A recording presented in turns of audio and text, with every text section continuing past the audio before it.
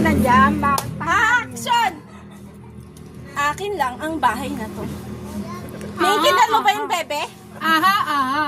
Malinaw naman yun para hindi mo maintindihan. Ina mo ka. Sino ba yan? Nanay ko yun. Kaya mo hindi kita sasabunutin?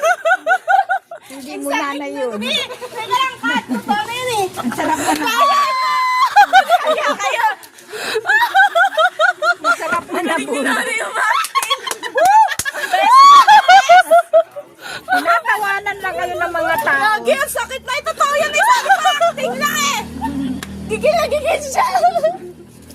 Nabidyohan niyo ba yan? Dapat ako sinabunutan, hinatak mo to. Yan. Ah, yan. Nagturo mo sa akin. Bakit? Nag-acting kami, sinabunutan talaga sa akin.